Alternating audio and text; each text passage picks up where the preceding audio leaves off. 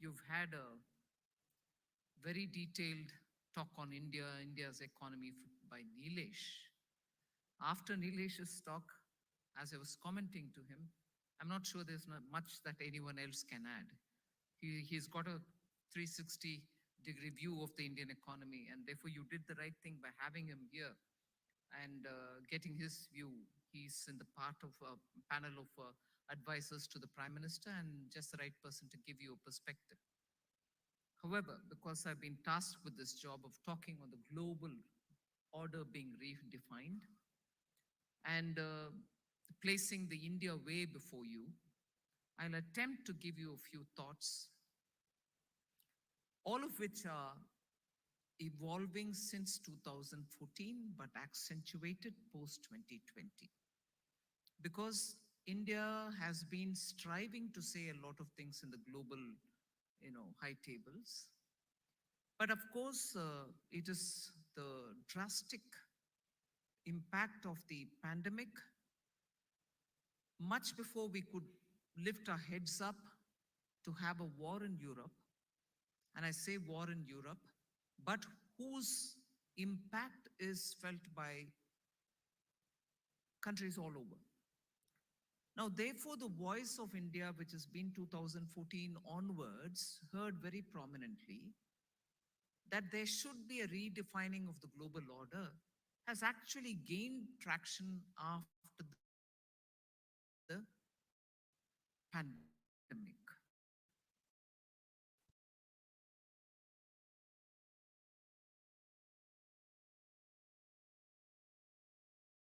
Very quickly placing that context for you.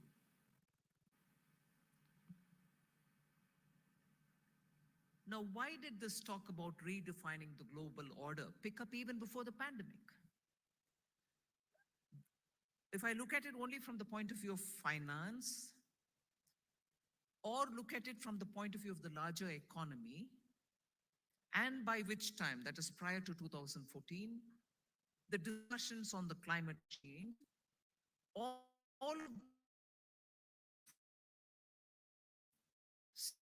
on which they can argument that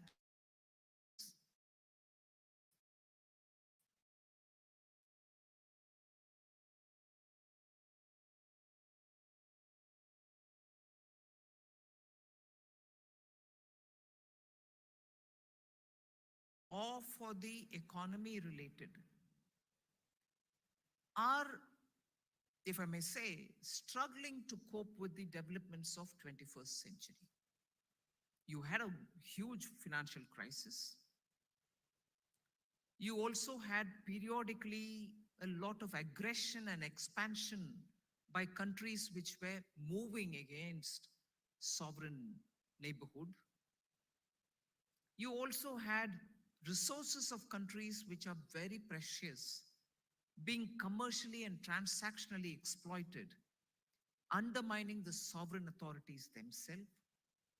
So you had situation to repeatedly make us think, but there are institutions which are supposed to address this. What are they up to? Are they not being able to sort differences out? After all, a single country or a block of countries cannot so determine the future of very many regional or future of very many countries much against their will. And repeatedly, when in 21st century, the beginning of which was felt late 20th century itself, leaderships in different countries, particularly those like India, started questioning, saying, is the global order really working out for all of us? And that is where you start questioning the effectiveness of institutions. And today, post the pandemic, and even worse after the war, we see most of the common goods, common public goods, which are actually instruments of facilitation, which are instruments through which many countries were attracted for globalizing themselves. Now, globalizing, as you know, is not just for manufacturing, not just for procuring your raw materials, not becoming part of a supply chain towards end product, but also globalizing yourself in the sense you integrated your economies, you integrated the financial institutions, you made participating in activities far more easy, far more smooth flowing, and therefore the efficiencies of every economy came to play that all of us benefited from it. India actually started feeling it much more palpably since after 91. These are, of course, setting the backdrop. But when these very facilitating tools have become instruments of making countries toe a particular line, it goes against the grain of internationalizing, globalizing, liberalizing. And that was being felt since the late 20th century itself, but it really started impacting on us post the sanctions which were introduced after the Russia-Ukraine war. Many countries started worrying, saying, however, can they survive if you bought grains from a certain country, you are going to be hit, or if you transacted money and in case your business was also there with one other country like Russia, your business is going to be affected, impacted. Even financial messages could not be shared through the SWIFT, which became very, very popular. So you ended up thinking if these global public goods, which came in to facilitate our lives and into which all of us voluntarily went in and who understood the benefit, are now in a Padma Vyuha. You went in, but you don't know how to come out of it because after coming out, you don't know how to handle it. And you didn't have an alternative mechanism to carry on with the business because, after all, you were not party to that war. But you've been impacted by it. You have a responsibility to carry on with your companies, we carry on with the governments, and so on. At the end of the day, your people will have to be served. So the global order has moved in such a way, it tempted us to get into an easy flow economic activity. But there was a time when you were in a Padma Vyuha. Was it fair to get into a Padma Vyuha situation? I've just given you one example.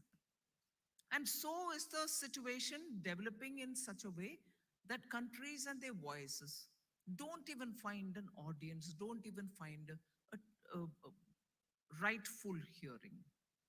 That happens in trade. And it's not new to Indians that since the Uruguay round, which was held in the WTO early 2000, 1999, and so on. Fair trade practices are matters on which you are having everyday fight. If subsidy given for growing certain food grains can be entertained in the global market, but subsidy given for growing food grains in different country is not entertained in the market. You cannot because you're giving subsidy. You give subsidy because your farmers are poor. You give also this minimum support price because you want to procure from them, otherwise they will not be able to sell in an open market.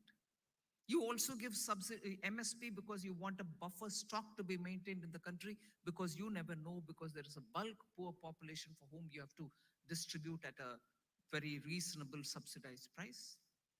So each country has its own social and moral responsibility for which it fits in a certain kind of scheme of things. And it's for them to come out of it. But you can't trade in grains which have been subsidized if you belong to this global south. You can, but if you are a part of Europe, if you're a part of the Western developed economies. So these disparities are also something which India has been questioning for a very long time. So are the IT services. You can't you put any kind of a sanction on them or custom duty on them because it's been agreed globally that it has to be free trade. So anomalies like this have crept in into the global order, crept in, now got very entrenched. You're not able to remove them. So in this context, since late 20th century, early 21st, and now when you're seeing 2 decades having gone way into the third decade because of this pandemic and because of the way in which the Russian war, Ukraine war has transpired. Ukraine exported food grains, exported oil seeds. Most of us, India's sunflower requirements were being met from there. But no, now can you bring it? No, you're not able to bring it. And a lot of Africa depended on Ukrainian wheat. They're not able to get it. So, since after the Second World War, if the world lived in a kind of a beautiful created utopia that there shall not be war, leading to a situation of food insecurity, we've been hit so strongly that there is food insecurity. There are countries which are not able to import food grains. And if the world order has also given us that kind of a sense of security, I'm not using the word false, but sense of security, that there won't be a difficulty in trading with a hard currency. Today, countries realize that they don't have the hard currency to trade anymore. But their hard currencies are awash. What explains this? That some countries can't even get a few dollars in their hand to import their food grains, but oh my God, there are dollars and dollars leading to high inflation because you printed it. So the global order has so many different aspects on which countries are now questioning, is this the way we can go forward in all fairness? And therefore, redefining global order is really the thing of today. And in this, just governments cannot really move forward. And I'm glad to say, at this time, for India to have the presidency of G20, and in that, Prime Minister Modi making it very clear, saying it's not just India's voice. We will voice the concern of the global South. They're just not being heard. They don't have they don't have a position in a high table. So he held a meeting, virtual, heard the concerns of these countries, and that's also getting voiced in the G20. And incidentally, it happens that the Troika, meaning the one before us, now India, and the presidency after us, are all from the emerging market economies. So even as you carry forward some of the continuing agenda of the earlier presidencies, emerging market economies are voicing at the high table and saying these are the issues on which we want a global resolution. A small example from that, not really substantial, is the way in which India feels that on handling crypto assets, just India will not be sufficient. One country taking any kind of step is going to be most ineffective because you are people who know how technology plays out. It doesn't care for any boundaries or borders. So how exactly is one country going to be successful in regulating, controlling crypto assets? I've taken that as a one small example, but that's how today the global order has become so interlinked that you're not able to take action, or you're taking action on the wrong people, not intended, but consequences are spilling over. So that is where redefining global order has gained momentum. And that's what exactly we are also talking about when we go to the World Bank meeting or IMF meeting or in the G20, that multilateral developmental banks agenda and their functioning will have to now be up to 21st century expectations.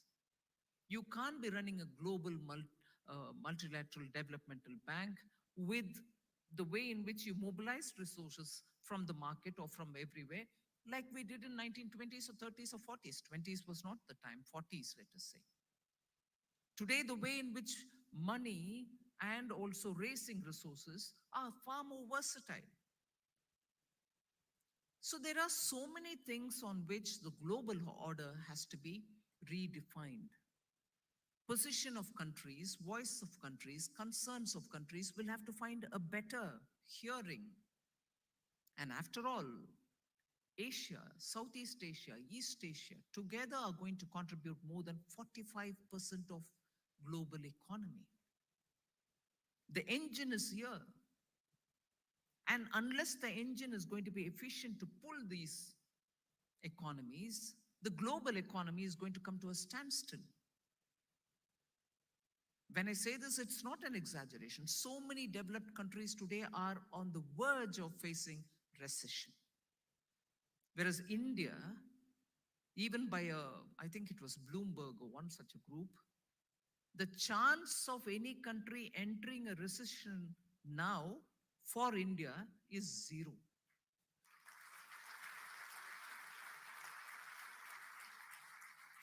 And if it is zero, can we just sit with complacency and say, all right, we are zero, no problem, we won't get into recession, we are all right? No, we can't. Why? Because by 20, rightly referred, saying India's now the third and we probably can reach, India's now the fifth and we can reach uh, the third position and so on. Mr. Lakshminarayan also spoke about it. That's not going to be possible if you sit on this comfort factor of, okay, you're not going to have a recession. And that's why this time, the first time, the budget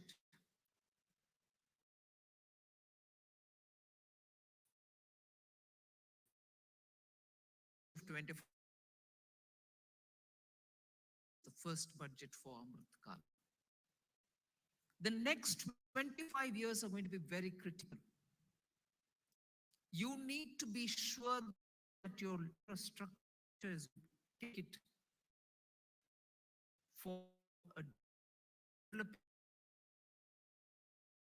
for years infrastructure, not physically, not manually, but the requirement being met is one very critical area.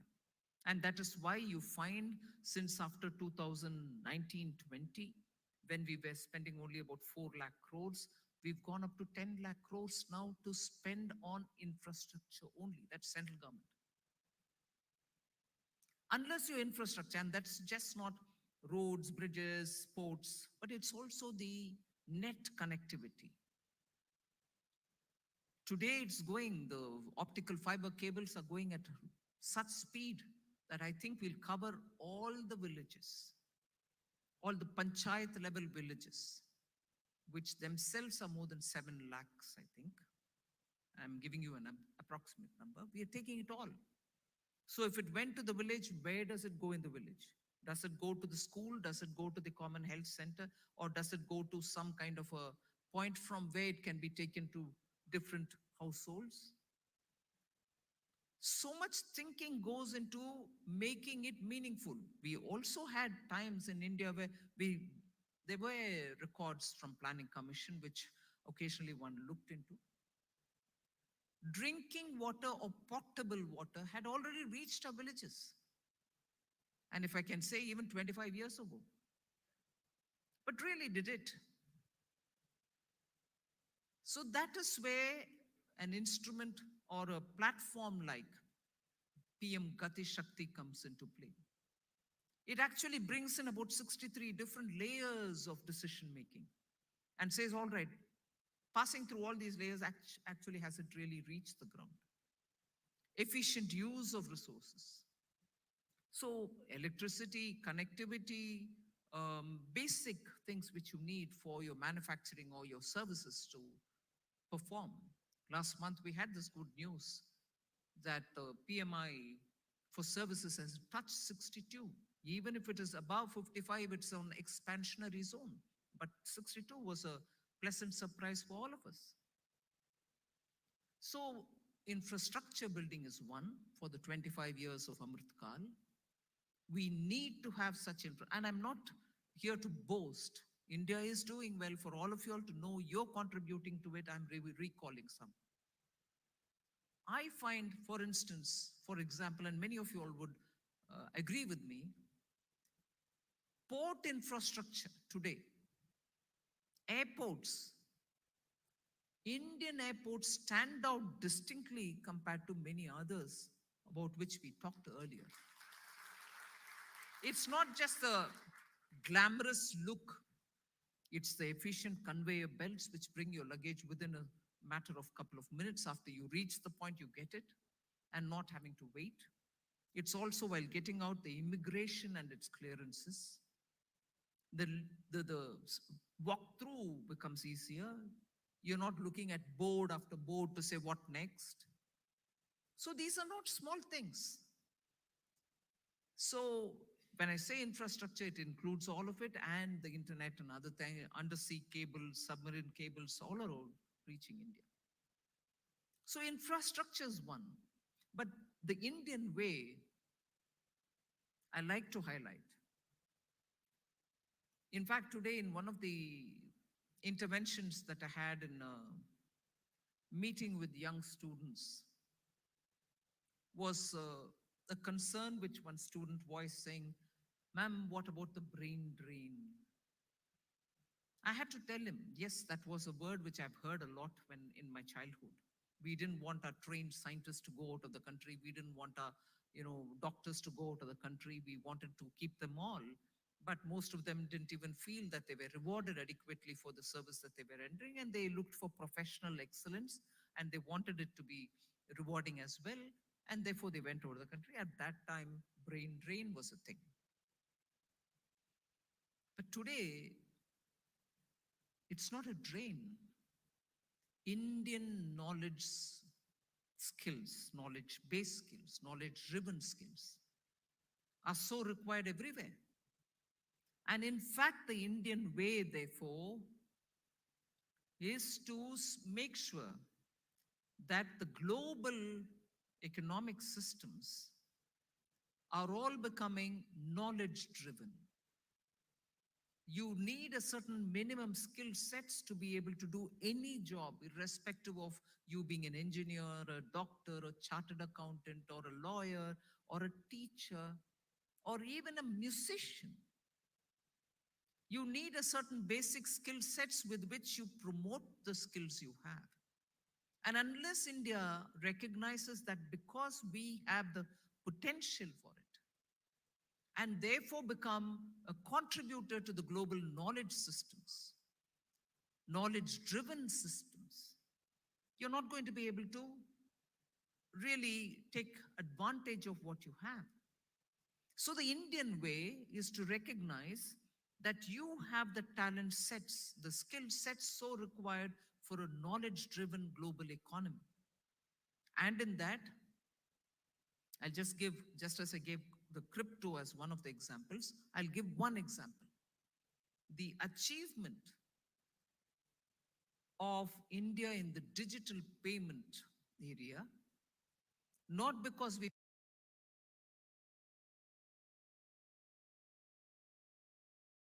found bring that factor in. We were ridiculed by eminent politicians. Saying, what do you think you'll do with this? You think you're going to progress in this? You think common people will benefit from it? Is there going to be internet? Is there going to be electricity? Is there a payment? Every type of question was asked. Nothing wrong. People can ask, people can criticize. What have Indians shown?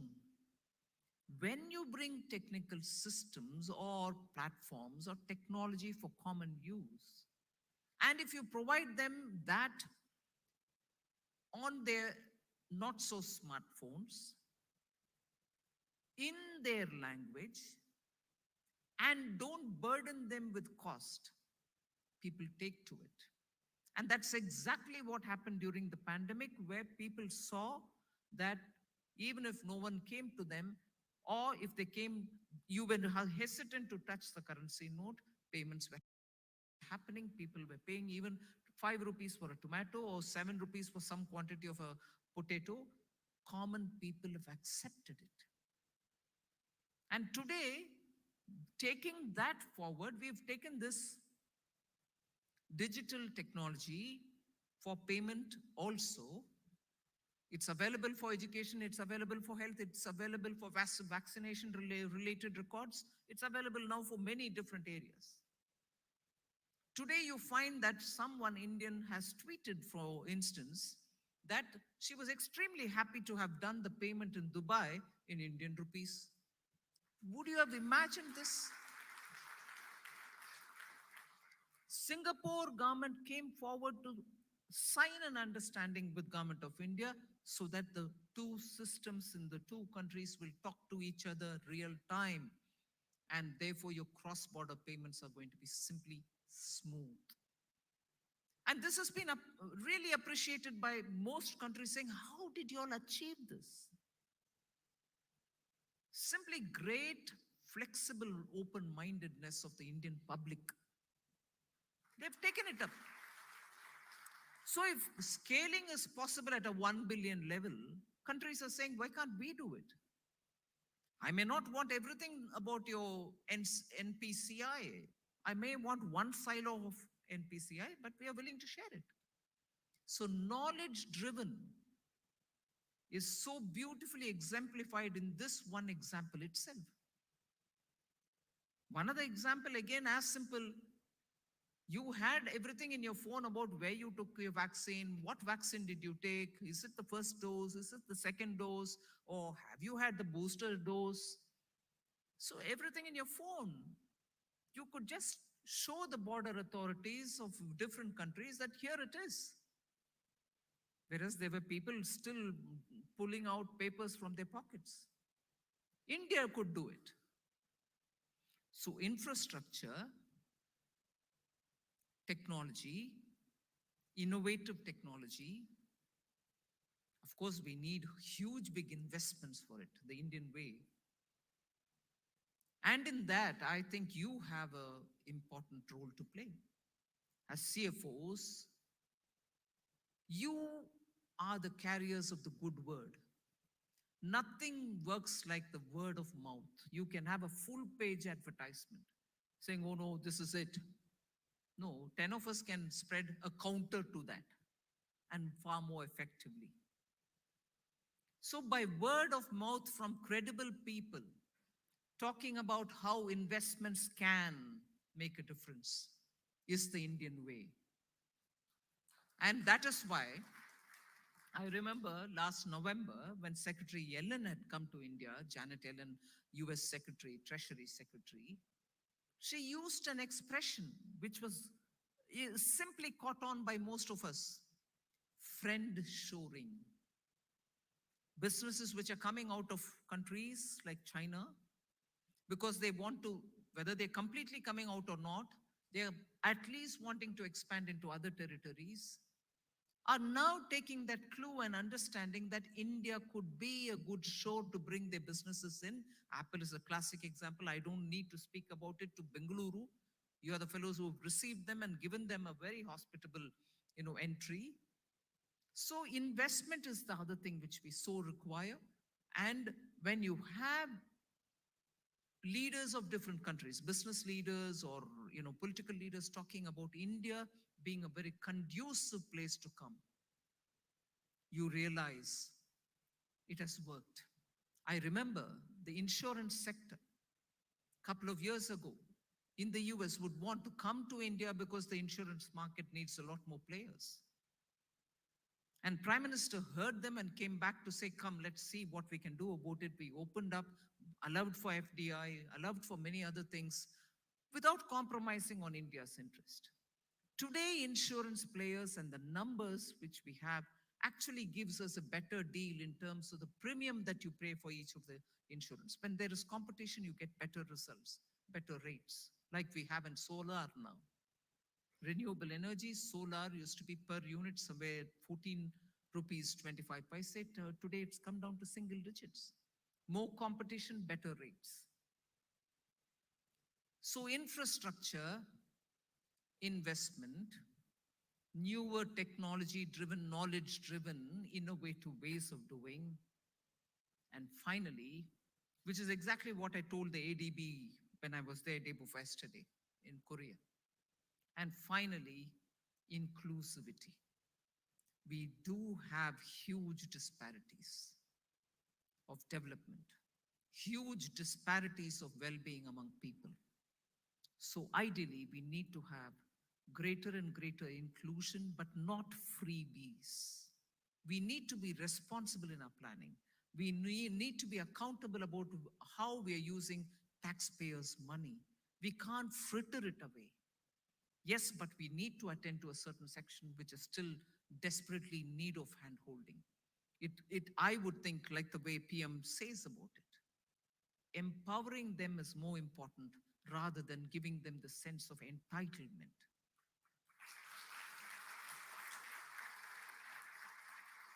So I don't know, Lakshminarayanji, you expected me to talk this much or more, or have I exceeded my time? But broadly, I think I've indicated to you what is the Indian way, why redefining global systems are so required, and it is a matter of urgency, matter of time. And unless we do it, unless we participated in it, unless all of us by word of mouth convey this message, India more and also in reaching an advanced economy by 2047 will be yet another case of we missed the bus. We don't want to miss that bus. And I'm standing in a state which has seen the Vijayanagara Saಮ್ರಾಜ್ಯ. I'm standing in a state which has seen my, which gave good infrastructure, which really centered on highlighting India's culture.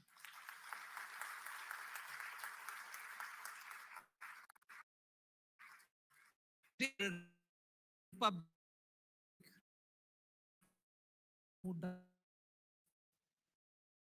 where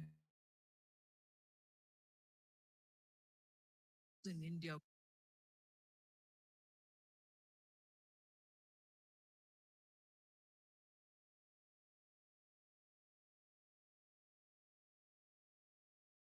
their education, their health, their needs were all kept in their mind.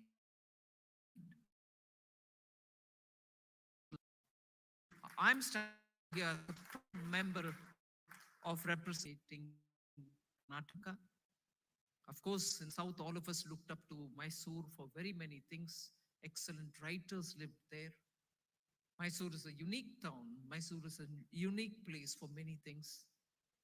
So with all that fond thought, very fond thought, thank you for giving me this opportunity. And I hope there are a few things on which you're set thinking. Thank you very much.